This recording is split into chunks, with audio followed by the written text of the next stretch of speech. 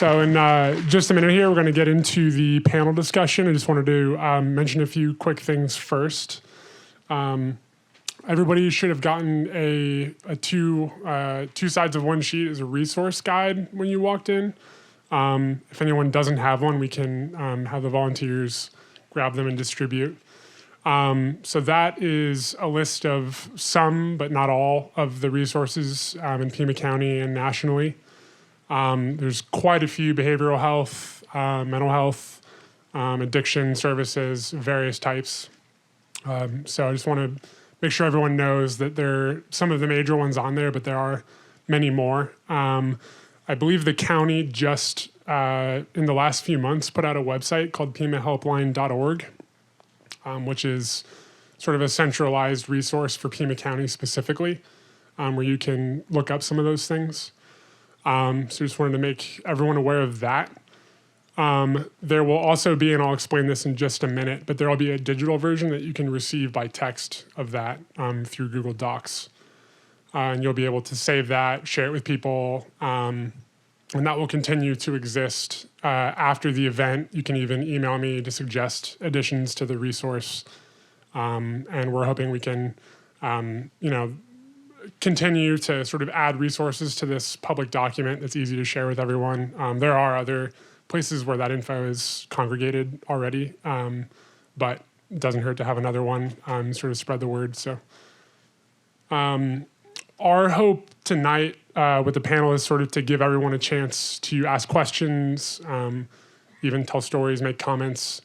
We really want to make sure you guys will have an opportunity to be engaged. One of the biggest problems with mental health issues in general, I think, is the ability to talk about it. People talk about stigma a lot, and I think it's important to create and contribute to a culture of openness to really enable people to talk about their own personal experience, because until that is sort of an example that people aspire to, I think it can be very difficult to have open conversations about it, which is sort of, in my view, necessary to getting people services and improving everyone's health overall. So I'm here with Epilogue Podcast Project, which is like a storytelling project focused on mental health.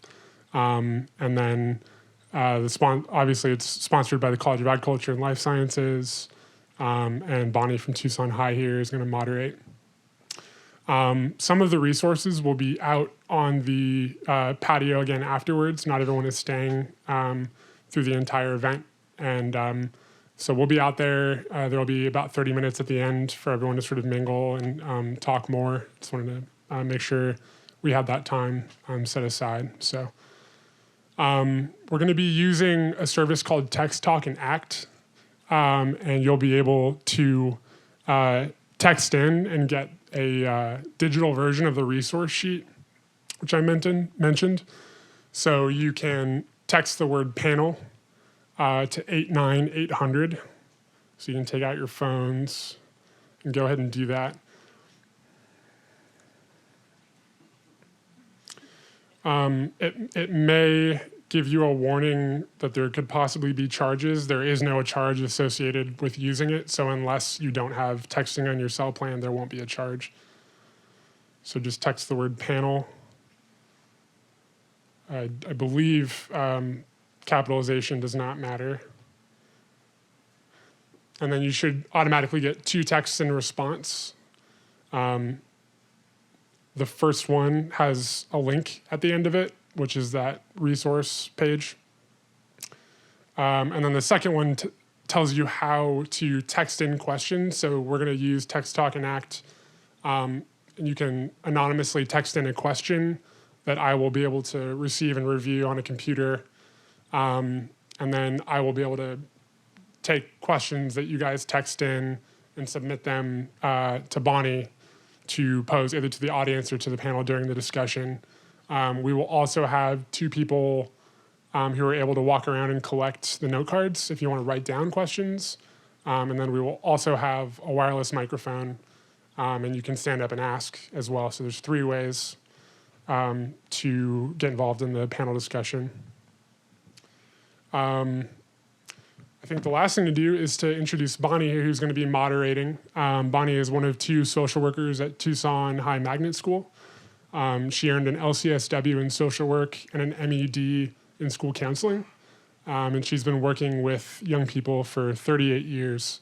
And she's really passionate about community service and social justice, which is really what brought her here tonight. So without further ado, welcome Bonnie and the rest of the panel onto the stage.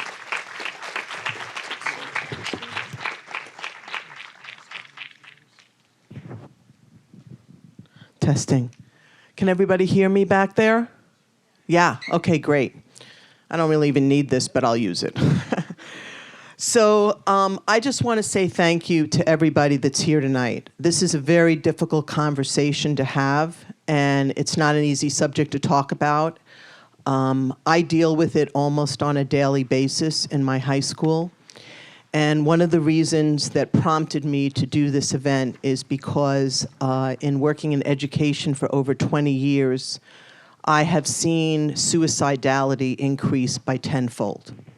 And the statistics that Galen will go over later demonstrates that. It is actually increasing by 2% every year for the last 10 years.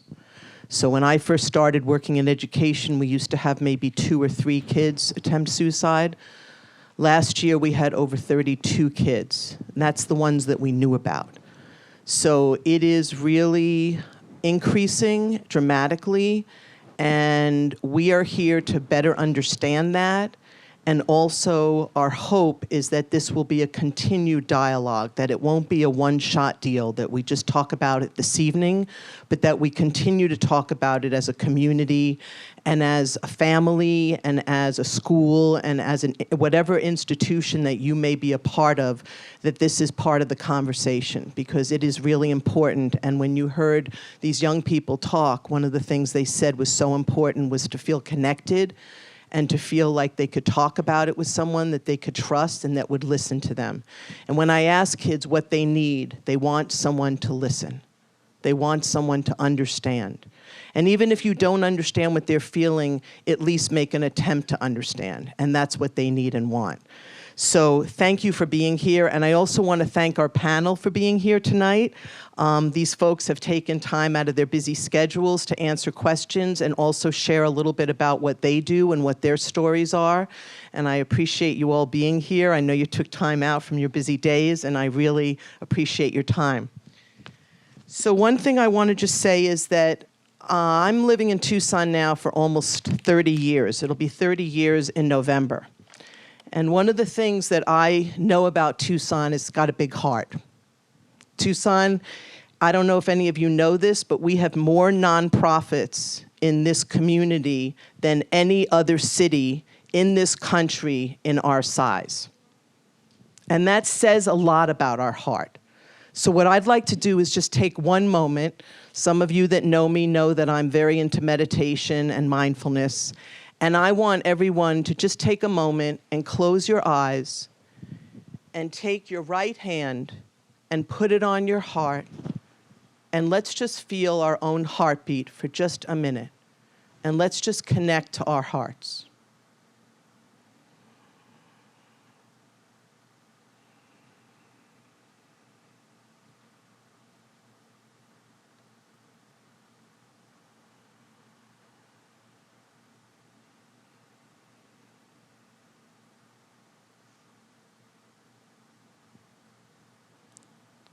And as you're doing this, let's connect to the collective heart that's in this room and in our community as we open up this discussion.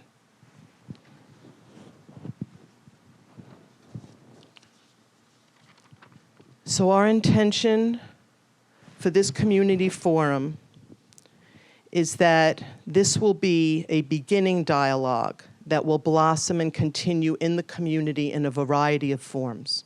And we will pose a question at the end of this forum that will hopefully instill everybody to think about what that looks like for each individual and our community as a whole. So now I'd like to take a moment and introduce our panel. We have Dustin Williams, if you can just raise your hand. Dustin Williams is the superintendent of Pima County Schools, and Dustin and I met a few years ago through a program that I started in TUSD called Boys to Men Mentoring Program. And we started out with one circle 9 years ago, and now we are in 13 schools in Tucson. And that shows that there is a need, especially for boys, to have a safe place to talk about it. And Dustin has been very supportive of that, and he's come to some of our community events. And I want to thank you, Dustin, for being here tonight. Thank you, absolutely. And then we have Ernestina Limon, but she also goes by Tina. And Ernestina is the former Pima County Health Department Community Health and Addiction Program Coordinator. Thank you. And next to Ernestina, we have Joronda Montaño, and she is the Chief Programs Officer of Not My Kid, an organization that she'll speak about. And next to her, we have Darin Knapp, and he is the U of A Norton School of Family and Consumer Sciences Assistant Professor of Practice, and he teaches multiple classes on counseling, and he'll speak a little bit about that as well. And then finally, we have Rezwana Islam, and she is a U of A public health major and an LGBTQ advocate. So what I'd like to do is just give each one of you some time to talk a little bit about what brings you here tonight and what your passion is about this subject, and maybe just a little bit about yourselves. So would you like to start, Dustin? Sure, absolutely. First of all, I'd like to just commend everyone in this room and thank you from the bottom of my heart for being here. Bonnie putting this together with all the stakeholders, and that you guys, this is organized really, really well. And it's a really, really important topic, and I know that there's not one person in this room that's not affected in some way or another, because it can be devastating. When you get elected to be the Pima County School Superintendent or any political position that's out there, the one thing that you don't get is the handbook that says how to be a politician, and that's probably the problem with all the politicians that we have in this country. But you do know, if you go in for the right reason, that the politics aside, you know who you are first and what you're about. And for me, it was about kids, and it took me a while to find my passion. I was really lost for a while, really lost and going down a pretty dark road. And it had not been for coaching and me looking around the outfield one day and saying, this is it. This is the happiest I ever get in my life. This is what I want to do. And I found my passion and was a coach in after-school program, and then became an elementary school teacher, then a middle school teacher, and then an administrator, and then got into politics and became the Pima County School Superintendent. And so what brings me here tonight, Bonnie had called me and said, hey, I know it's a little late, but we're putting this together, and we had to move a bunch of stuff around, and we did that because one unique characteristic of this position is how many kids I actually speak to and how many people that you speak to on a daily basis. And when you sit in these teen town halls with these students and you listen to the kids, and you really listen to the kids, and that's the key here. They really, really do feel alone, and they feel like their voices aren't heard from every angle, and they feel in dark places. And so to try to bring awareness to that and to be a part of it is something that I just am deeply honored to be here tonight. So I look forward to working on this panel and answering any questions that can help us move forward and help a child. How about that? Also, I echo Mr. Williams' sentiments when saying thank you for being here. This is such an important subject, and it's something I've been dealing with for a lot of my life. I am born and raised in Tucson, Arizona. I'm 47 years old, and I'm a multiple suicide attempt survivor. My first attempt came when I was 10 years old, and it took me a long time to want to talk about it. It took me a long time to get the courage to come out and say anything about it to anybody. And 4 years ago, I was approached at work. I worked for the Pima County Health Department at the time, and somebody said, "You want to talk about your story?"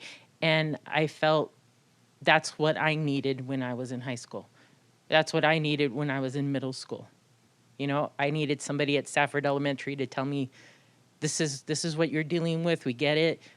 Here you go. I needed somebody at Pueblo High School to tell me, I understand. And that changed the last 4 years of my life, that I've put a lot of energy into suicide prevention and trying to talk to people. And that's what brings me here. I got to meet Galen through NAMI, and just able to be here tonight and to share my experiences and trying to get you all to understand just what's going on with our teens and just in the country in general. I mean, it's a really important subject that we need to start speaking more about. Thank you. Once again, my name is Joronda Montaño, and I'm the Chief Programs Officer at Not My Kid, and we are located in Scottsdale, Arizona. And it was fall 2004 that brought me here tonight. I received a phone call from a colleague, and I could tell by the sound of her voice that something wasn't right. And when she went on after the kind of almost whispered hello, when she went on to tell me that a student who I had been working with for the previous 3 or 4 years had taken his life, I was just in shock, in disbelief. I had just seen him a couple nights before at a group that we always do every week. And I had gotten married not too long before, and he was so excited about me getting married. And when she told me that, I sat back in my chair and immediately started searching through my mind, what didn't I see? What was it that I missed? He had waited for me after some students were talking to me, and he couldn't wait any longer. And I looked at him at the door, and it just seemed to me something was not the same with him. But I thought, you know what, we'll talk next week. And that was the last time I ever saw him. And from that point, I wasn't a suicide preventionist at the time. I was in substance abuse prevention and had been for a few years, and had determined that I was committed to making a difference in the lives of kids. And at that point, with just utter dismay, I thought for a second, maybe this isn't for me. And then the very next thought was, I have to do everything in my power to educate people on what it's like to be a teen, how to get to teens, and how to connect, because I knew that I could connect. So everything that I do in prevention is dedicated to Brendan, and so that's why I'm here tonight. First, I just want to say thank you. I am so excited and lucky to be here and hear from all the other panelists and to share this experience with all of you. I'm really grateful to the College of Agriculture and Life Sciences for putting this on and for being part of the Tucson community. So a little bit about why I'm here. I have a clinical background and also background in education. So my master's and PhD are in couple and family therapy. So I have worked as a clinician for a long time and working with couples and families who have experienced mental health or relationship challenges and hardships. And I have had the most amazing opportunity to learn from people who are in pain and be privileged to hear their stories and be strengthened by their strength. And I love that about this profession that I have. And I also decided that I wanted to take some of that and use it to train kind of the next generation of people who are going to make a difference. And so that's why I teach at the U of A, because I work with some amazing students, several of whom are here in the audience tonight, and also with other wonderful faculty colleagues who really focus on training students about becoming the next people who are sitting on the panel, that hopefully my students will take on those roles and be preventionists, clinicians, nonprofit organization leaders, and people who are making a difference. One thing I think is really great about that perspective is, as I was teaching classes about mental health and counseling, the classes that I noticed that got students most involved right away with subject matter and got lots of question and discussions were always the classes that we talked about suicide and suicide prevention and suicide risk assessment. People want to know, and I love that we're having an event where we can share that information to empower others so they can go out and make a difference. So that's why I'm here tonight. Yeah, echoing what everyone's kind of already said, thank you all so much for being here. I'm 20. I don't really have the long, extensive background that some of these other folks do, but I have tried to commit suicide twice in my life and had numerous almost attempts. And I've self-harmed for years. I started dealing with mental health issues around age 9, so I can't remember who I am without my mental health issues. And I kind of just fell into doing what I do right now accidentally. I'm in a sorority, and one of our advisors just gave us like a survey, and NAMI was on it, and they were looking for young adult presenters. I was like, yeah, this sounds cool, like whatever. And I signed my name on, and I completely forgot about it. And then they contacted me a few months later and asked me if I wanted to be one of the young adult presenters. And again, I was like, yeah, sure, whatever, I'll do it. And then I started doing it. And it became something that I started treasuring, because when I was in middle school, when I was in high school, and I was telling my friends what was going on, they didn't understand what was going on. I was telling them, like, I'm depressed, I want to kill myself. They're like 14, they don't understand what those words mean, they don't understand how they can help. And every therapist and psychiatrist I went to, they told me that it's going to be okay, like, you have your entire life ahead of you, and the only thing I could think of was, like, great, you're 35, you have a wife and a house and, like, a stable job and kids, and your life is perfect, so I can't relate to you. I don't see myself in you ever. I don't even think I'm going to live past 20. So I started working with NAMI because I knew I was a lot closer to the age of a lot of these kids in school. I knew some of their older siblings. I left school just a few years earlier. I was still up on all the youth slang. And so it just became an opportunity for me to be the person that I didn't have, and for me to let people know that, like, sometimes you're not going to have any idea what you're doing. I still have no idea what I'm doing. And that's okay. And you're just kind of going to get through it. Middle school is scary, high school is scary, college is scary, everything is scary. And that's okay. And that's why I'm here. And that's kind of what I like to present about myself, that I don't know what I'm doing. I kind of just stumbled up into the position I am without any intention of being here. But now that I am here, I want to do my best in these roles that I've been so privileged to be gifted, and give back to the community that has supported me long enough that I have been able to be here. Thank you. Thank you, all of you. So we're going to start with a question. And I'm going to ask, just raise your hand. We'll pass the mic down to whoever wants to respond. We have a few questions. Please continue to give us your questions. Either text them or write them down on cards, because this is an opportunity for us to hear your voices and for you to hear the panel's voices. So the first question we have is, why has there been such an increase in suicidality in the last 10 years?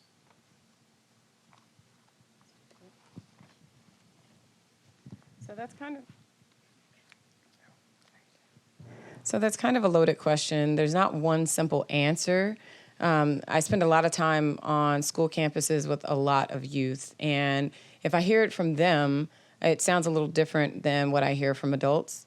Some of the things that we can point to based on what research is telling us is that, one, kids are approaching and experiencing puberty at an earlier age. So with the changes in hormones, we're seeing some differences there. Two, when you look at the fact that there's probably very few of you who have graduated from high school in here who grew up with social media, and the way that kids are connecting or being disconnected, there's an impact there. And then just the access to a lot of different stressors.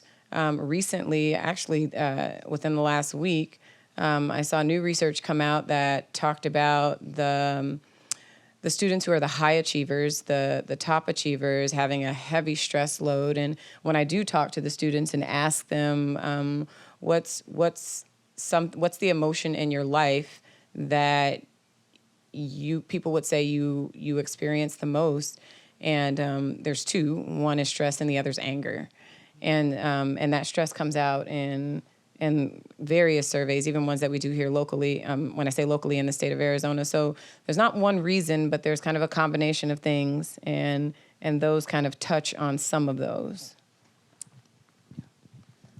So that's an excellent point. And to couple on that, we see a humongous struggle in the funding models of education from the national level, even at the state level. And the resources that we're pouring into the schools are focused more on corporate tests and letter grades and less on more human bodies, like amazing people like this that can maybe reach out and talk to the student. The counselor to teacher or to student ratio in Arizona is the worst in the nation. It's one counselor for 900 kids. The recommended national average is one counselor per 225 kids.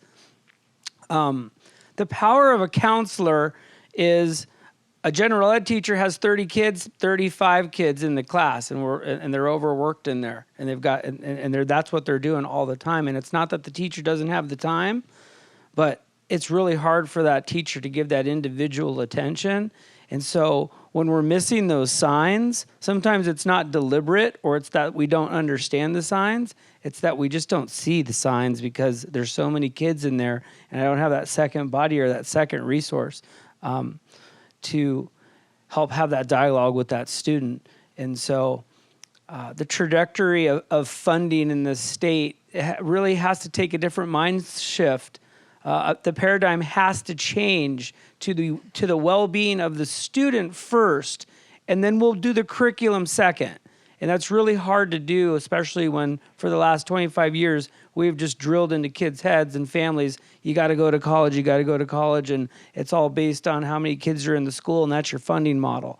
But the reality is what we really need to focus on more than anything that we do in the education field is making sure that student is safe and that student has an outlet to talk to.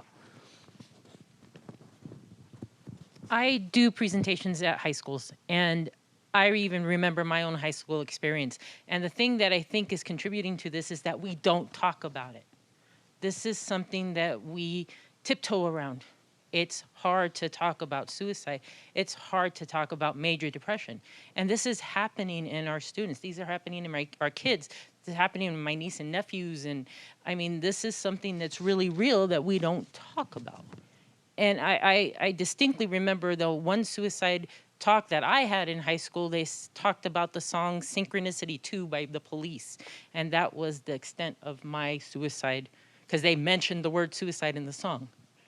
And that was it, you know, and we had just come off of my cousin killing herself in my school. And that's the presentation that they gave us. But it's because we don't talk about this. We need to start talking about this more openly and honestly. It's like the film said, you know, all these kids, we don't know who to talk to. We don't think people are listening. We don't feel that we're being heard, just kind of like what you said earlier. You know, you talk to these kids, and this is the response that you're giving. We need to change the dialogue. We need to start making this okay to talk about. I think everything that's been said is wonderful. I would also just say, you know, coming from my lens, I focus on families a lot. And I think that the education system is definitely a great way to talk about these issues. And just like was said, it needs to be talked about, but it also needs to be talked about at home. And parents need to be comfortable asking uncomfortable questions, other caregivers and family members, because that family support can be a really influential protective factor against suicide or other mental health challenges. And so as families work with other organizations like education and other community-based groups, that can be a really influential and important thing to acknowledge as well. Just from what I see in my friend circles and my little brother's friend circles, social media does have a really big impact on it. A lot of the times you'll hear professionals say, we never saw the signs, like they weren't showing anything. And I just think like they definitely were. I know my professors, like, they think I'm fine. If you go on my Twitter, you know I am not fine. And social media has really become an outlet for kids to talk about the things that are bothering them. while it not getting back to parents and teachers and counselors because it's so isolated. It's isolated within their specific group of friends. It's their Finsta, it's their Twitter, it's their Snapchat rants. And the few people who are seeing them are people that are kind of sworn to secrecy by being their best friend. And just adding in all these other social factors. I know a lot of the things that are picking up right now in terms of like social justice is if your friend says they're suicidal, don't call the police, because the police, they're going to come, they're going to shoot you, they're going to do all these horrible things. There's a fear of school shootings. There's seeing rising debt. There's all these things that young people are seeing in their futures. And it's really bleak right now. And I think social media and easy access to things that do pull you down and that are depressing, things that you might have been able to ignore 10, 15 years ago, they're always present. That combined with just the social environment we're in right now and the fact that depression and anxiety is suddenly trendy for some reason. You'll see YouTube influencers like releasing hoodies that say the definition of anxiety on them. There's that one song that's on the radio all the time, Sweet But Psycho. Mental illness has become trendy and not in a good way, in a way that fetishizes and romanticizes all the bad parts of it. So I just want to pick up on something Darin said. I had a teacher come to me last week in tears, telling me that her 3-year-old son told her he wanted to kill himself. And she said to me, where did he hear that? Where did he learn that from? And we sat there and processed it, and this teacher just broke down in my office. She was terrified. She didn't know what to do, and I suggested that they talk about it. She did go back and talk with her son and reported back to me that it went well, and that, you know, this could have been a cry for help, a cry for attention, whatever it was. This child at 3 years old had heard that from somewhere. And that, to me, was shocking, as it was to this parent. But I think as parents, as family members, as teachers, as counselors, we need to be able to listen and hear. And our next question goes right into this, so I'm going to segue into it now. The question from the audience is, how should we bring mental health up to our parents if they don't understand and they think it's all in my head? I come from a Mexican-American family. We don't talk about mental illness. It's just something that we don't do. So I can recall back my parents knowing something was going on, but not really knowing what to do because they didn't have the education behind them to say, I can take her to a counselor, I can do this. A lot of our students are dealing with that. A lot of the people that you are working with are dealing with that. We have a whole immigrant community in Tucson that doesn't know what to do when that happens or doesn't have the resources and places to go. And I think for you guys as teens, as young people, you have to keep going until you find somebody that will listen. It might not be your parents sometimes. It might be a trusted adult. It might be a counselor. It might be something. But you have to have that conversation because finally, when it came down to the point after my last attempt where my dad had to go to counseling with me and actually went in and talked to my therapist, that was a big step for him. That was really hard to hear and to say, my daughter has a mental illness. And that part of his, you know, who he was as a Mexican-American man, that kind of melted away when he realized that it was really important to get to know what I was all about. And I think, you know, you guys have to give your parents a little more credit sometimes. It's hard to talk to them, especially when they come down on you for stuff, especially when they don't understand where you're coming from or they don't understand the world that you're living in. You just have to keep at it. It took my dad a long time to finally, because I would hear him and my mom have conversations like, something's wrong with her, we have to do something, but they didn't know what to do. And your parents could be in that same kind of boat. You know, talk with them, talk openly, don't be afraid. This is your life that we're talking about. So you really need to step out on a limb and say, Mom, Dad, you need to listen. And you need to figure out how to find help together. I mean, when we finally did that as a family, everything changed. This is a really good time for you to get somebody in your school involved. You need another adult that is in a system where they have what's called mandatory reporting. And you have to understand that there's no exception to this.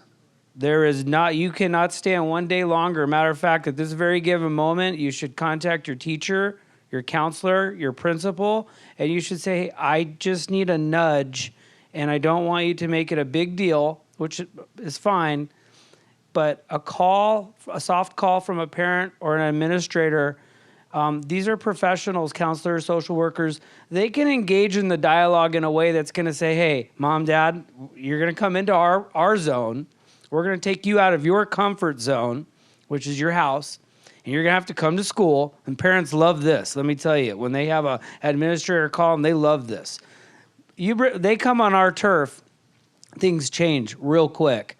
And they know because the process that will have to go forward is really serious. So what I would say in those situations is grab a support person in the educational institution, whether that's a principal or a social worker or a counselor, and immediately just say, hey, I need a little help. Just here's what I need. And we'll give you that nudge, and we'll have the parents, and we can develop a plan. And then the good thing is it just doesn't stop. We'll be able to monitor that for a while and make sure that that works, and hopefully maybe even find some resources for counseling and so forth. I told my mom that I was feeling depressed 2 years before I tried to commit suicide. And I kept telling her and showed a lot of signs of it and said, I'm sad and I don't want to go to school and all these different things. And they didn't take it seriously until my school had to call them like, hey, we found your daughter covered in blood in the school bathroom. Like, you need to get over here right now.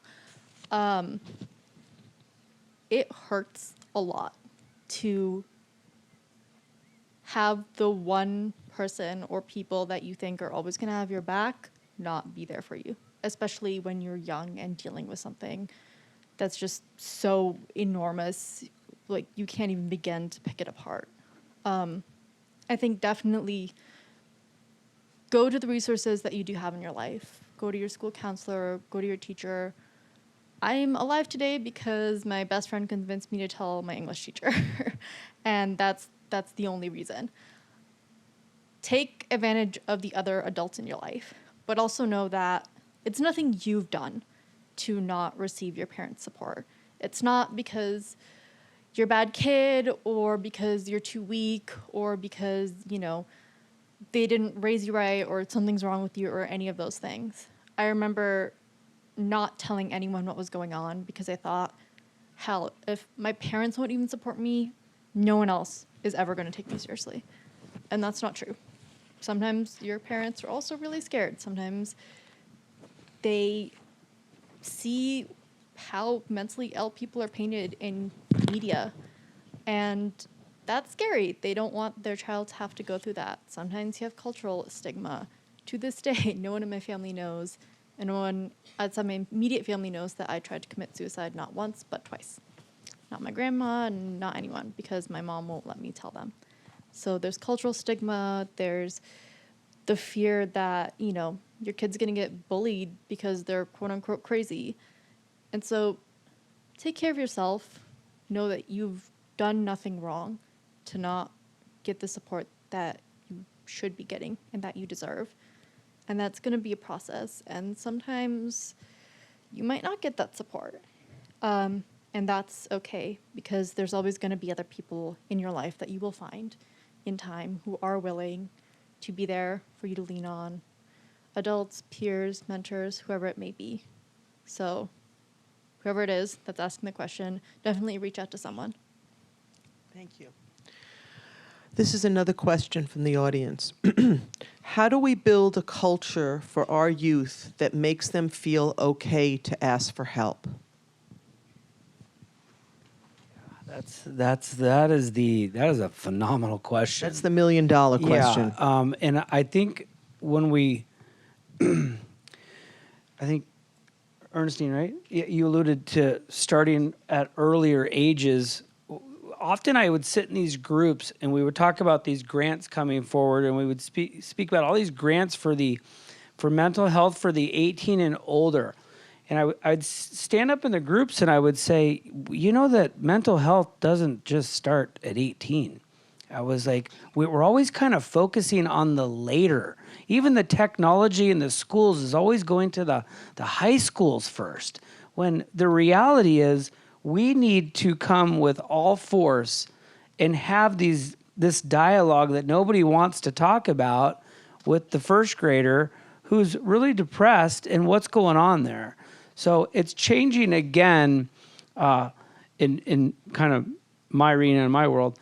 It's changing that shift to, if we're not having the hard questions and we're not getting active as a community from pre-K and elementary, then we're really, really missing the mark. Because by middle school, if this has been going on for 4 or 5 years from second or third grade, we're in a lot of trouble. And the problem is it's not trouble that can be fixed in some circumstances.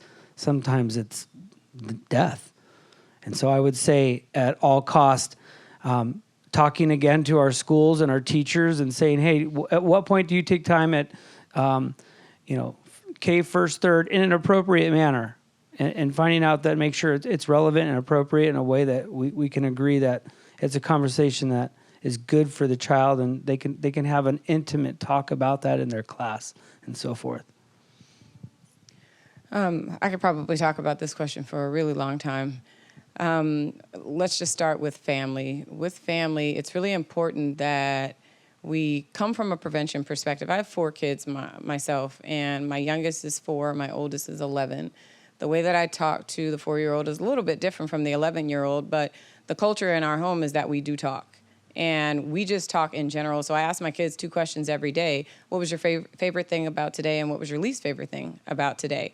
And I also give them mine, because, me being an 11-year-old, it's like dinosaurs. Like, they know that it existed, but they've never seen it. So they don't really know what I look like as an 11-year-old. So I need to help them, me go back to what that looked like for me, and them understand every day is not a great day for me either. So let me help you know what my favorite thing was and what my least favorite thing was. And so we just continue this conversation every day. So when the 4-year-old gets in the car, he immediately gets in his car seat and he's strapping in, and he's like, my least favorite thing today was, and his favorite and his least favorite are both his teacher. I think he just wants to say what his favorite is.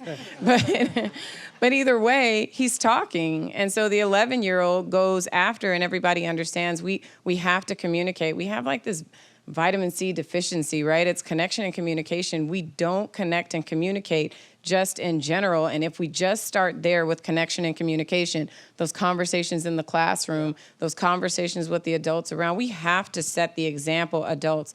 And if you're a young person in the room, and when I say young, I'm going to go from 0 to like 24. If you're a young person in the room, like, you're the expert in what it feels like to be a young person now. So please use your expertise and teach the older people around you. And when I say older, I'm talking about 25 and above. I'm sorry if you're 25 and you think you're still young, you're not.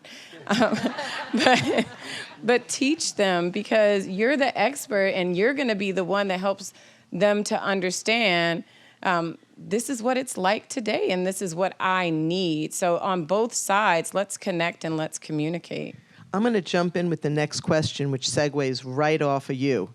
And that is, what are some tips or advice you have for connecting in this very tethered, unconnected society that leaves folks feeling disconnected? How do we hear what's not said or see signs not presented to a public audience? So again, I'm going to come at things from a family perspective.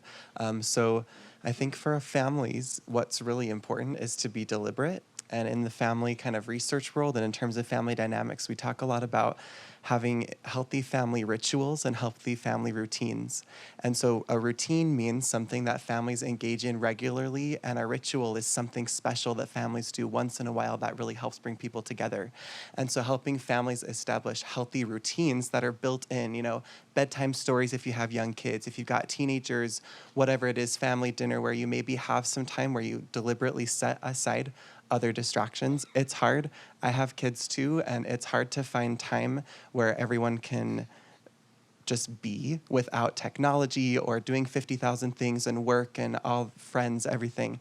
But taking deliberate time for family routines and family rituals is very, very, very important. In addition, I would say that something that I see a lot when I work with families in therapy is that sometimes families get a little paralyzed because they say, I don't know what to do or what to say. And so what I always say is it's okay to voice that and say something like, I don't know how to respond to you right now. That's a really hard thing, but I'm here. I'm willing to be here with you in this moment, even if I don't know what to say, and we can find out how to work on this together. So it's okay to tell people, I don't know how to respond to you, but I'm going to respond by just saying, I'm going to connect with you. I just have a quick thing to add. The honesty part is really important because honestly, kids know when you're blowing smoke. Okay? It's the truth. So being as honest as possible, as transparent as possible with your kid is going to improve your relationship. And I'm talking to educators, I'm talking to anybody that has any kind of contact with a youth or child. Be honest with them. They're living in a world that screams honesty at them all the time. And it's not the right kind of honesty that we want them to learn sometimes. It's screaming a whole different world that maybe they're not ready for. So if we're honest in how we come at them and how we speak with them, that's going to make a world of difference because they know that you're just not giving them that lip service because you're a parent or you're an educator. They're actually believing you. Wait, they know what I'm talking about. They're hearing me. They're hearing my problems. Yeah, just be honest. I want to just add two things to these great statements. The family part is so important, right? And it's taking yourself out of the normal routine of, even though long days, you come home and everyone, you look around and it's all four of you on a device and you're sitting there and the TV's on and you're all watching this and you're going up and breaking away from that and having some sort of routine is really, it's hard to do, right? Because it takes a lot of discipline and it takes a lot of consistency. So I absolutely agree with that. One big thing also with parents and educators and students is the technology language barrier. So as the student was talking today about Tumblr and Snapchat and Instagram, understanding their language, because a lot of times with the students, we'll sit in some of their groups and we'll talk about kind of the cyberbullying or, you know, what makes me feel bad when we're using whatever social media platform they're on. And they go, well, Mr. Williams, the problem is so-and-so puts this out and it's really degrading. And then I go tell my administrator, and by the time I go show them, it's deleted.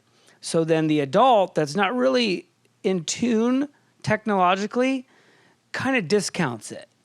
And so be real keen on hearing those little things. So if you pick up on a little part of social media being even just a little bit of an issue, try to take a moment and say, hey, explain to me what does that mean on Instagram or Tumblr when that video comes out, and tell me what the video looked like and just give me an example, because that image stays in that student's mind, not just for that day and not for like that year. Like they just sit there and that's all they'll think about all day long. They'll just go to seventh period and they're thinking about it and it's hurting them.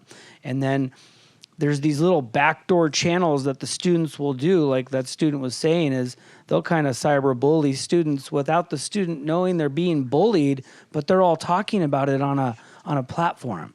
So there might be like 8 or 6 kids talking about this one kid, and the kid has no idea, but all of them do because they're all doing it on some sort of sneaky little device. So pick up on those cues is what I would say with technology.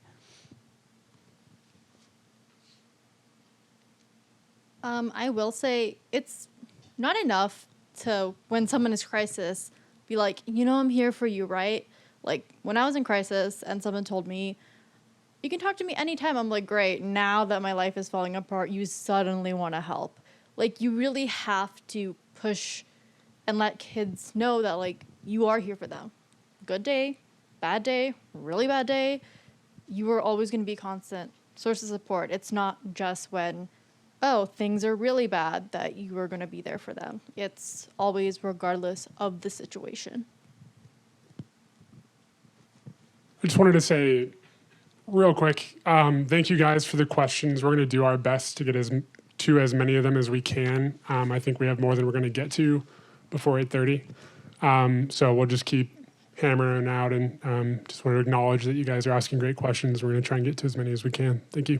So to pick up on this conversation, the next question is, how does language, digital, and pop culture influence our perception of mental health and suicide? So I love memes. I think anyone who's on social media does. And oh yes, to define a meme, memes are really hard to define, to be quite honest. Good job. That's an excellent job. See, this is the dialogue we need right here. So I guess like a meme is something that just gets really popular on social media and blows up really quickly. And usually these days, it'll die down in like 24 hours. Like the feral hog meme, that was like alive for like less than a fly is alive. Like it rose and then fell like within 24 hours. And so I think that's the hardest part about pop culture these days. It goes so fast. By the time you figure out what your kid is talking about, they're like, that happened 3 months ago. Like, where were you? But if I go through my phone right now, I guarantee I will find like a substantial amount of memes.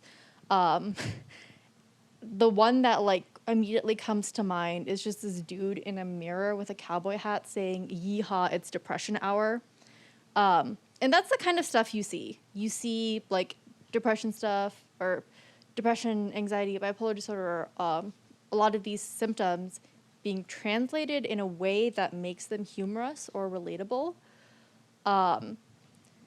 Like, I saw something on Twitter the other day where it's like that feel when all your friends hate you. Like, it's really dark humor. And people look at it like, why are people like sharing this? Why are people like LOL saying like, this is literally me? It's kind of disturbing because that is the trend right now. And I'll be honest, I participated in it a lot without even realizing how weird it is. So that's a huge part of it. I think pop culture has made depression in a way like this fun thing, like everyone's sad, LMAO, I'm gonna like go kill myself, like stuff like that. I talk about it with my friends, my brothers talk about it with their friends, and it's almost like minimizing what depression and anxiety is. If I go through my Twitter, I guarantee you at least one of my friends is gonna be like anxious or depressed about something. I can find a meme about it really quick. And so pop culture has really grasped this idea of being isolated and lonely and sad and scared all the time and flipped it on its head into something that's funny, cute, and quirky and relatable. And I think it's just only exacerbated the issue because now everyone just kind of feels sad because everyone just kind of feels sad. And you look at people who are also sad and you're like, I wonder if I can be their friend. And you try and be their friend and they don't want it. And you're like, well, they hate themselves. They don't even want to be around me. I must be like absolute garbage. And so I think it's hard coming from like an educator's standpoint when you have generational differences because media moves so fast. And by the time you understand it, it's already gone. I don't even understand Gen Z memes. Like, that's out of my scope. Gen Z is like 3 years younger than me. Like, it's, see, like, you get it. You get what I say. Like, see, he gets it. But the way pop culture moves, it is very generational. And so sometimes, like, I guess the weirdest way to say it is if your kid is posting a lot of depression memes, like, pay attention to that. Pay attention to how humor is used as a processing tool for a lot of really horrible, dark things happening in people's lives. Because now you can take this feeling of wanting to hurt yourself and like paste it on a funny picture and you're going to go viral. So I think we have a responsibility to keep up with pop culture and not really devalue it, because it is an avenue to connect to people who are younger than us, people from different generations than us, and understand how they're processing their world and how they're thinking about their own selves and bodies and mental health and relationships. I think also, and going on the generational part of it, a lot of how we look at mental health is generational. We learned it from our parents. We learned it from our grandparents. It's okay to call people crazy because that's what they are, right? It's okay to say the weather's bipolar because we live in Tucson. That's what it is. You know, we've made this okay. We've made this acceptable to refer to and use language that just isn't right anymore. And we have to change how we do that. We have to change how we use these words so freely. I mean, they hurt, especially to somebody who's suffered from mental illness for a long time. It hurts when somebody calls me crazy or says I need to be in a loony bin. And for those of you who are really young, you might not know that phrase, but some of us older people do. And that hurts, you know, because I've been in a mental hospital. I know what that's like. And it's not a joke. And we need to stop that kind of language because it really is part of what is adding to the angst that our kids and our loved ones are feeling. So the next question, what if you can't afford therapy and don't know how to find a therapist?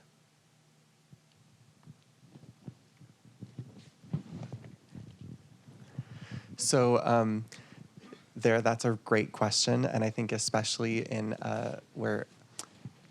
an area where that can be a question a lot of families are asking it all over the country, and I think it's really important to recognize that sometimes people just don't know where to look. There are sometimes community-based agencies or even therapists in private practice who will operate on a sliding scale fee, which means that they charge according to family income. And so they might be willing to charge cheaper rates to families that have lower incomes. That can be one way that people can access resources. There are also some nonprofit organizations that might offer support services and things like that for families in need. And then in addition, if you don't know where to find a therapist, there's some great tools like going on to the Psychology Today Therapist Finder, which is a website. You can just Google it, and you can look at it according to city. And I love tools like this because you can filter it according to therapist specialty, therapist gender, therapist religion. You can filter it by what type of mental illnesses these therapists work with, and most importantly, for a lot of families, what types of insurances are accepted from different therapists. And so using tools like that is sometimes scary, and it's hard to know, how do I just pick someone online and call them up and tell them, you know, something that's really hard for me to say. But those are great places to start. And knowing that there really are options available out there for families that are on lower income, there really are. You just have to kind of try to look, and that can be really scary, but it's out there if you keep looking. And also in our community, we have a new website called pimahelp.org. And peoplehelpline.org, thank you. And I believe that's on our resource list. And that has organizations all throughout Pima County that you can look up, and each one of these organizations offers different types of therapy. We have therapy organizations here in town that offer free therapy for a variety of issues. I'm not going to list all of them right now. Some of them were actually out on the resource tables outside. And also, like Darin was saying, just Google and search online, and you can find different organizations and different things that deal with specifically what your issue might be. For example, I know that there are a lot of groups in town, and we have one of the groups is represented here tonight. It's a suicide survivor group, and that's a support group that's free. There's all kinds of support groups for substance abuse issues, for bipolar disorder, for depression, and they're offered in hospitals and different community agencies where free help is available. And if you go to one of those groups, you also might meet people who could refer you to people that could be good therapists for you. So there's a wide variety of ways to go about that. Great question. Anybody else have any comments? Yes. I know in Tucson there is Blackledge Community Center, which does an LGBTQA mental health like support group. I know there's like women with bipolar and depression support group. If you're a U of A student, all the cultural centers, there's 6 cultural centers, they all offer free therapy. They can also get you referrals to campus health. I think the problem is a lot of these resources are really hard to find. Like they're hidden away in cracks and crevices. And so like, I feel like I'm going to offer myself up and everyone else apparently, like if you want more advice about exactly where to find resources, like feel free to talk to me. I'll try and do my best. But they're out there. It just takes a lot of searching.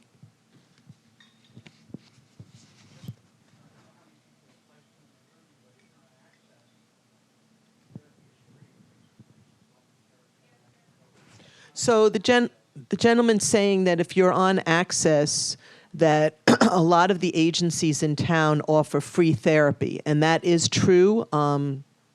Jewish Family and Children's Services, La Frontera, Kodak, a bunch of agencies in town. If you are on Access, there is absolutely no fee. And I'm in private practice, and I know that a lot of my clients, even that have insurance, they have a very small copay. There might be a $10, $15, $20, $25 copay. But if you can't afford that and you go to one of these other agencies, you can probably get that waived because there's different grant programs that are available. So yes, thank you for that answer. Does anyone in the audience have any comments about any of these questions? I want to kind of open it up because we're getting down to the last 15, 20 minutes or so. Yes, can we get a microphone out there?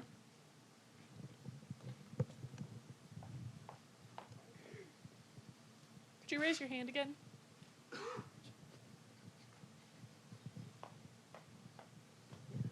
Hi, I had submitted a card that you hadn't gotten to, maybe because it wasn't a question, but I wanted to give a little bit of information that came from the meeting last night, Moms Demand an End to Gun Violence, in which our topic last night was suicide prevention. I'm sorry for the feedback. I don't know where to hold this to prevent it. I'm holding it a little further away, and maybe that's better. One fact that came out last night was that every 12.3 minutes, a person has successfully committed suicide. Another piece of information was that approximately 42,000 people die of suicide each year. Of course, that statistic will keep changing. And a third one was that 18% of these successful suicides are veterans. Now, one comment I would make in general, I didn't realize when I was coming here that it would be focused most uniquely to young people. I'm sorry, folks, but seniors also kill themselves. My mother did it. And the reason she did it is because she was getting dementia and she wanted to succeed in getting out of this life before she was a total vegetable. So she did it as a sacrifice. So when a senior stops eating and then stops drinking, or any person who does that, they're trying to find a way out. I mean, all of us are thinking of other means, pills, drugs, alcohol, but there's also just plain not eating, not drinking. That's another avenue. So that's something to keep an eye on. And I respect the fact that my mother did that. And since I don't have children, if I get in the same state as her, I'll probably follow my mother's good advice.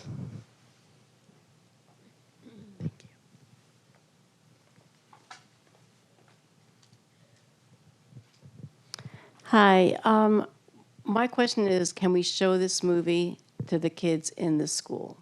Because it's really opened up discussion for us and made it easy, but I look at those kids and I see the kids at our school. I see the same kids, and I think it would make a real difference. Thank you. I'd just like to echo off of that statement. Any sort of campaign at the respectfully for the students at the student level, absolutely should be student driven. It is way more meaningful and so much more impactful if the students build it or if they hear students talking about it. So that's a great idea. My question is, and also I wrote it out because I'm not tech savvy, would you address, especially Bonnie and Dustin, this whole issue of the mass shootings as a form of suicide? And my take on this is we're undergoing a major cultural shift in how masculinity and what it means to be a male. And I'd like to hear your opinions on this. So that is a total subject of its own. And as I said in the beginning, and I'll speak to this again, and addressing this lady next to you as well, we want this to be the first of many conversations, because there are multiple areas that as a community we need to address. And violence is definitely one of them. And I know that on the schools, and I'm sure Dustin can speak to this, we have definitely been communicating to students that if you see anything or hear anything or you read anything on social media about anybody who's feeling really angry or threatens or says they have a weapon, please speak up and speak out. We also put on our IDs in my school. Unfortunately, my principal just had to leave. But on the back of every ID in our school this year is the suicide hotline. That has never happened before. And I think that really is a testament to our school and our administration saying we need to address this. And I agree, it is a huge issue. And one of the ways that we are addressing that in TUSD and in the community at large, and again, my mentor just left, he had to leave too, is this group that we have on the campus, and Dustin has been a great supporter of, is called Boys to Men Mentoring Group. And in that group, they address issues of toxic masculinity. They address issues of anger and feeling out of control and feeling like you don't have a voice. And this is a safe place and a circle for boys to express their feelings. And in our culture, that is not something that is often valued and supported and encouraged. And so we are beginning to do that through these groups, and it's just one avenue to do that. But I think that needs to happen in the home. It needs to happen in the community, and we do need to have more events that bring this awareness to our community about these huge issues. Do you want to pick up on that, Dustin? Yeah, I would. Yeah, absolutely. I think we are at a time of a unique culture where a new trend has been fueled by a whole new level of also availability of guns that don't necessarily, in a lot of people's opinion, need to be available. These type of rifles are not hunting rifles, and they're pieces of machinery that are killing machines. If you couple that on with extreme mental illness, and you couple that on with extreme lack of dialogue or conversation or help for individuals, this seems to be the new direction for what's happening. And what's really quite scary is in schools, because of all this new trends, the days of fire drills are kind of waning, and now the new drills are mass shootings. And so what we're kind of doing is now numbing our kids to where students will come to school, and it's a topic of conversation now, which is my school going to get shot, or what's going to happen? And it becomes almost normal conversation. And so those are the culture shifts that are what we really need to be thinking about going forward beyond just the shooting. It's what are we starting to build in our actual school systems when the new practice of safety is active shooter training where you're getting trained when a student pulls a gun out of a backpack. And what does your body do, and how are you supposed to react to that? And it's quite intense, and it's a great question. Again, it is a big question for probably a whole nother conversation. But these are the beginning thoughts and the beginning conversations that if we're not having the dialogue, then we're not doing anything. So it's good to at least start these dialogues and get the conversation going. Real quick, I just wanted to take a second to share some of the statistics about gun deaths in Arizona. Last year, there were 1,327 recorded suicide deaths in Arizona. About 60% of those were gun suicides, or suicides completed using a firearm. And there are approximately twice as many firearm suicides per year in Arizona as compared to homicides. Just to give a couple of the facts real quick to give a sense of how common it is to use a firearm for suicide and how much of it. I'm kind of shocked when I find out that there are actually more than twice as many firearm suicides than homicides every year in the U.S. So I just wanted to share that really quick. And I want to give a statistic that woman brought up in the back about the elderly. I was really taken when I saw the statistics of Pima County, that, first of all, the highest rate of suicides actually in Pima County was in the Oro Valley area, that zip code. That was shocking to me because, as the lady said, a lot of elderly people are also feeling isolated and alone. And this is a big problem. You know, just being on the computer does not make you feel a heart connection to somebody. And so we have to care for our elderly and we have to care for our children. This is where we're falling short in our society right now. And those are the two groups that we have the highest rate of suicide. The second leading cause of death for 20 to 29-year-olds is suicide. This was not the case 20 years ago. We also have a very high rate of suicide for middle-aged men. And so when you read about these statistics, you question, why is that? What's going on in our society that people are looking to this as an answer? And I don't have all the answers tonight. I don't think any of us do. But again, the goal is to open up this conversation, open up this dialogue, and look at creating solutions together as a community. That's what our hope is this evening. Does anyone else have any other comments about this? Yeah, I wanted to jump back to gun violence just real quick without going too deep down the rabbit hole. I see this with my little brother. He's 17, and he is very angry, just about everything.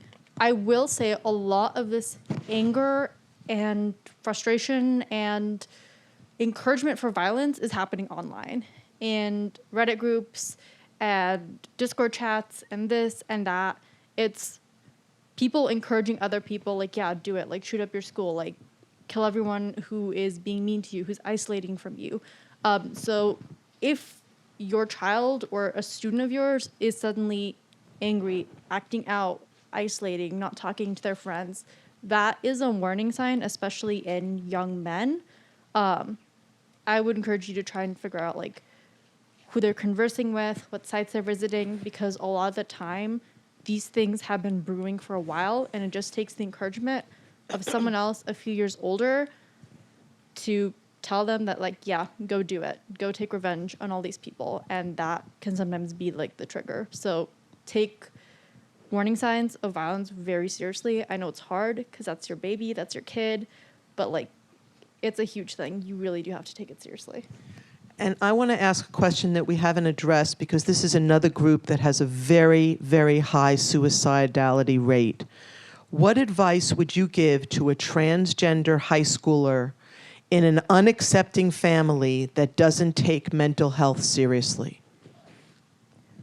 This was really interesting. I was an assistant principal at a Native American prep school. It was called Hashan. And we would have students that would come They would leave the reservation, and then they would come to school, and then they would change at school, and then they would put on lipstick or transform however they wanted.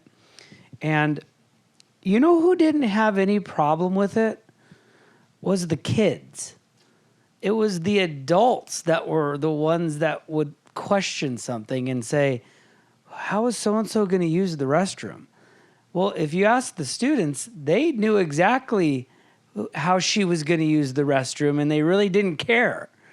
So it's really interesting to see the viewpoints of our youth and how accepting they really are to their peers when they're close. And it could just be that the school was very close and they had a loving nature to the kids there. And the adults did as well. But it was really interesting to watch the students transform. And then when some of the students would go home, they would have to then take off their stuff because it just wasn't accepted.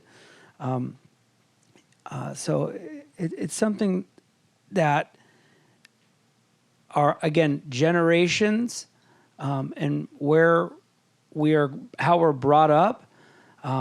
Times are changing, and people are changing their gender identities, and they are going in a direction that they want to go for themselves. And if we're not respecting and loving one another every single day, then we're not doing the right thing. And so I would just say that making sure we're respecting one another as much as possible and letting people just allow to be who they want to be. And then somehow establishing a dialogue with a family is very difficult. You know, one person can't form a circle by yourself. You can't form a circle. And so it takes many of us to get around an individual. And every kid, when you look at them, think about yourself living in your own bubble. There are a lot of layers of bubbles outside of you and a lot of people standing around you as support. So everyone in that circle is not going to be as supportive as the next. So fill in the gaps. So if you are the person who can connect with a transgendered child, a transgendered individual, because as you brought up, when we're talking about suicide, we're not just talking about youth. We're talking about mental health. We're not just talking about youth. So step up and fill in the gaps. Connect, communicate.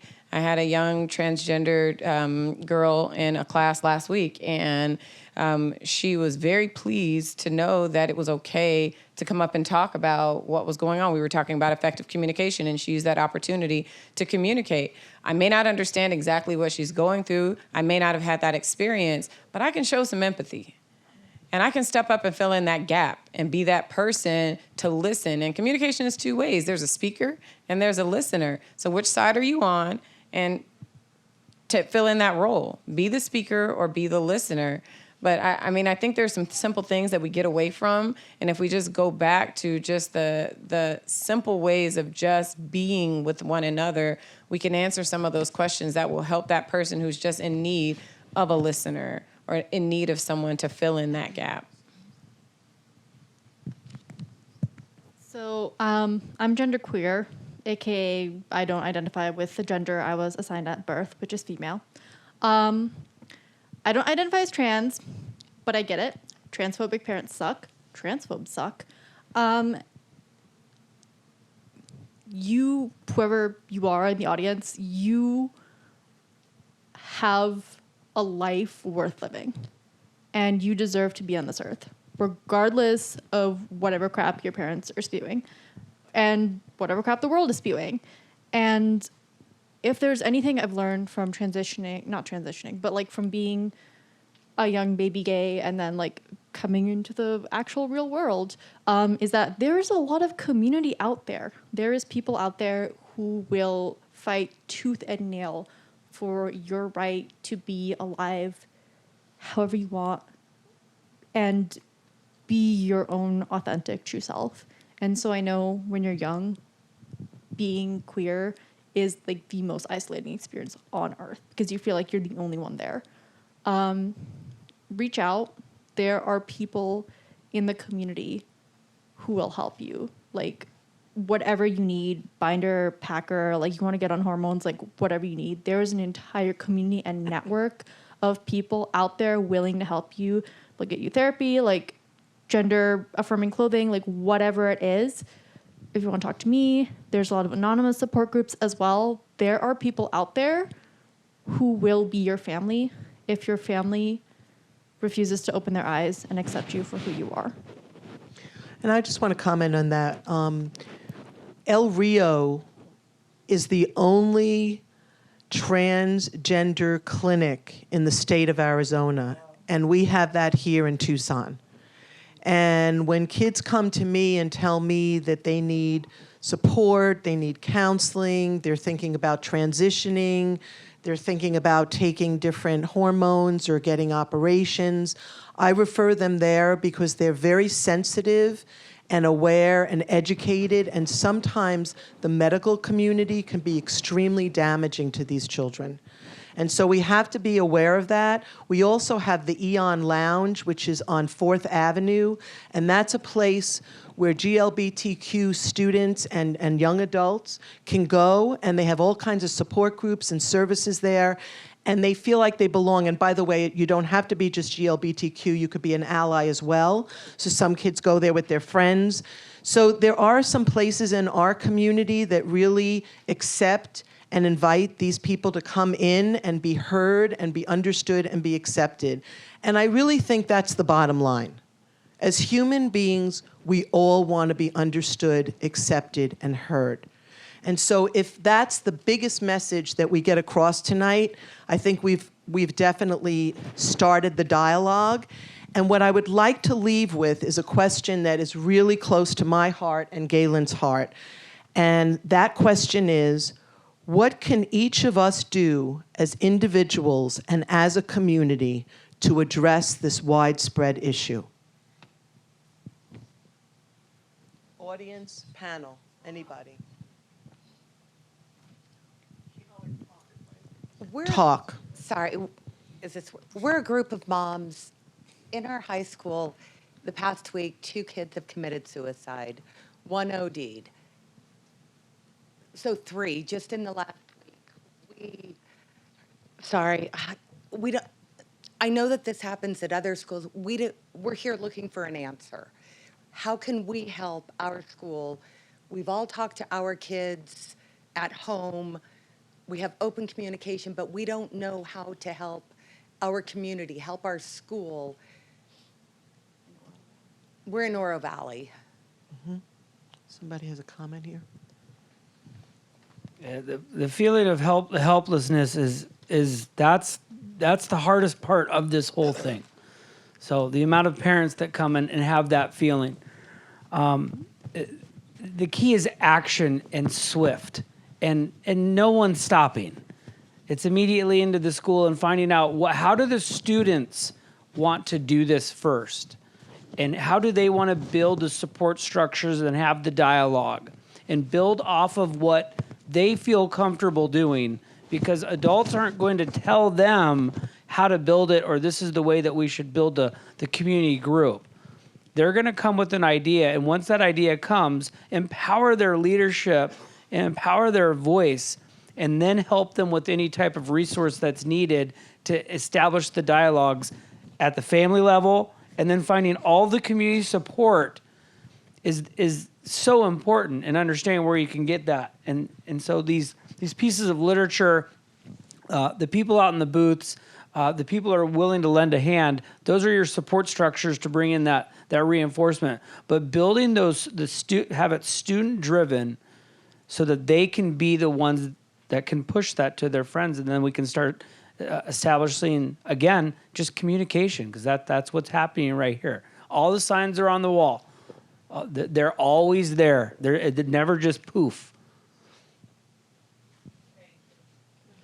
Yeah, hello, my name is Ed. I came across a pilot program for schools of Ohio, and they're doing it in 2 school districts. The last 2 years, they have 0 detentions, 0 suspensions. What they're doing is they're doing mindfulness. This is a mental health issue here. And your thoughts become your emotions, become your behaviors. Our kids are on social media, which is absolutely fake, and they're not having the social connection with people. So when they're thinking that they're bullied and they're feeling bullied, then they're feeling like maybe they're dead and they commit suicide. So I say in this community, we should immediately in our school districts implement mindfulness. We put our children in a quiet place, and then we discuss with nurturing, caring adults their emotions. Because if you take a child that has ADHD, he can't express how he feels because he can't capture his emotions, so he acts out. When we go to a foreign country, we act out. If we're hungry, we don't speak the language. We say we're hungry. They know that we want to eat. But these children, they act out, and then we become authoritative to them, and then it's negative behavior past that. So if we implement mindfulness in our schools and in our libraries, I think together we can address this and start getting this to be social and have contact. Get the kids quiet, have them think about their emotions and their thoughts. Have adults and nurturing, caring peers discuss the issues and have a social connection with them. Our librarians are swamped. Our census just came out in Tucson. You have to work 70 hours a week at $15 an hour in order to afford a 2-bedroom apartment. So if you're a single parent and you have children, you ain't home.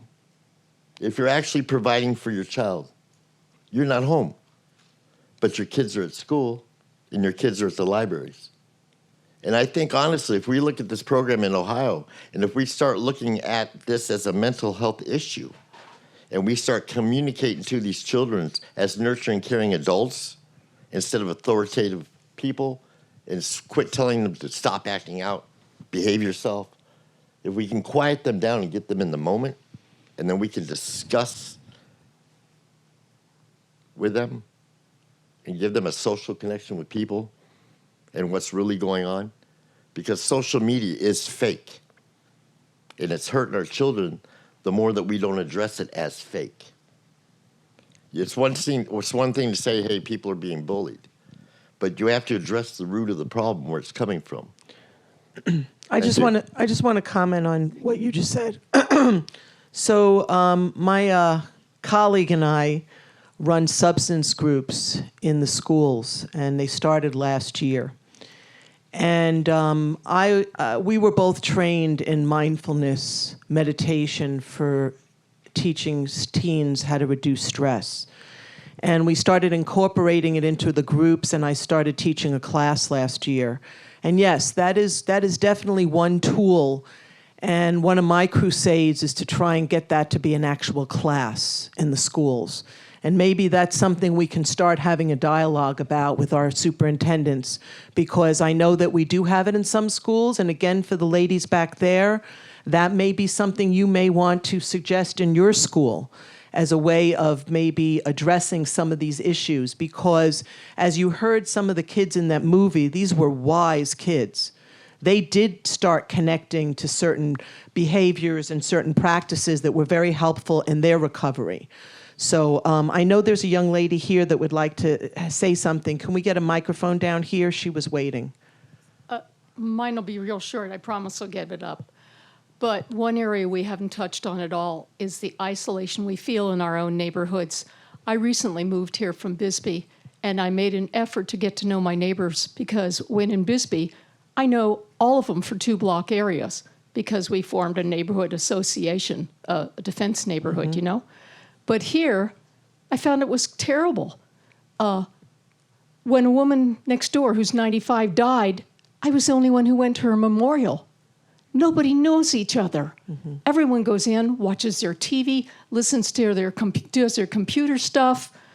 We don't relate to each other anymore, unless somebody's car breaks down and maybe a neighbor will come out and he's asked, may I help? But otherwise, we have nothing to do with each other. And that's part of the problem. Mm-hmm. Really quick, I just want to say, you mentioned the Thornhill Center on 4th.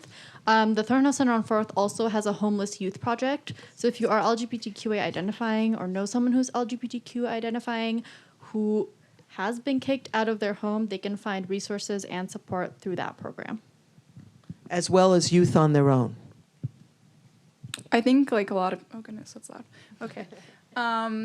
A lot of the parents and advisors and everything that everyone wants to say, like, encourage kids to speak, and I don't think the issue is that children don't want to speak. I think a large problem is that children need to see that, like, when they are speaking, it's going to be safe to be heard, and a way that we can express that is to be vulnerable with our own positions. So you can tell your child, I've experienced this, or my friend or whatever, because if you ask kids how they feel, they'll tell you. I counsel like high school kids. They love to talk about themselves. But we're afraid of the judgment because, I mean, as we hear, you associate mental health with suicide or school shootings, and it seems unrealistic that I'm not that bad. So I would encourage people to be vulnerable with your own emotional state, so that way kids can like feel free to express themselves. Yeah. I think you're 100% right on that. You're like hit it on the head. That is exactly. And you have to convey to them that having a mental illness or experiencing mental illness doesn't make you any different. You're still loved. You still have hopes, aspirations. You can still shoot for the stars. And that doesn't get conveyed sometimes because it gets kind of muffled in the mental illness. Okay, we're going to take one more comment, and then just to honor the time that we said we were going to be ending, we're going to wrap up after this. But I really do hope that this is the beginning of an ongoing dialogue, and let's look at ways that we can continue this. Go ahead, thank you. I'm sorry, I don't really have much of a comment. I actually have a question.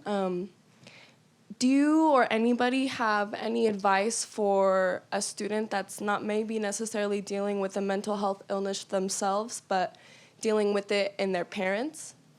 That's something that I see a lot of in the students that I work with, and not only that, like my friends. And, you know, it's one thing when you're trying to talk to your parents about your own illnesses, but it's another when you're trying to get your parents to talk to you about their illnesses, you know? So do you have any advice, maybe?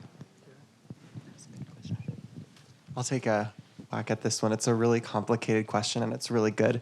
And I think the answer, it depends, is a really common answer given in the mental health world, and sometimes that's challenging.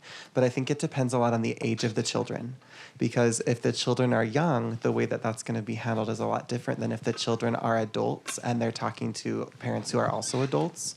So I think there's a lot of it depends. But I think like some of the other panelists have mentioned, kind of, especially that idea of filling the gaps and getting your, social support people around you who maybe if you don't know what to do, maybe someone else in your social circle will. And again, a lot of it depends on the age. And then if there are children who are young that are dealing with those impacts from parents, then, making sure that they can turn to people at school, other supportive adults, and those types of people that might be able to help them take on that challenge, because it's going to be really hard, for a 10-year-old to address that on their own. So I think a lot of it depends on the age, but that hopefully as people come together as supportive adults in the lives of young people or in the lives of other adults, that really is one of the best answers in a very, very complicated and very excellent question.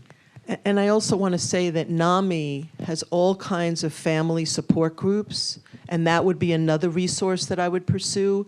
And I could say that if you have a social worker or a counselor at your school, I have had many sessions with kids and their parents where we have addressed that there has been some genetic connection between their depression and anxiety with one or both of their parents or extended family members, and we'll explore that and talk about that, and we look at resources for the whole family.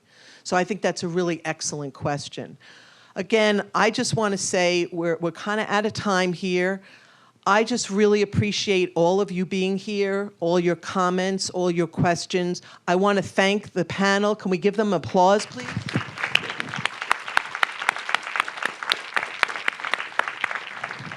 And again, I think that the fact that we're all here shows that we do care.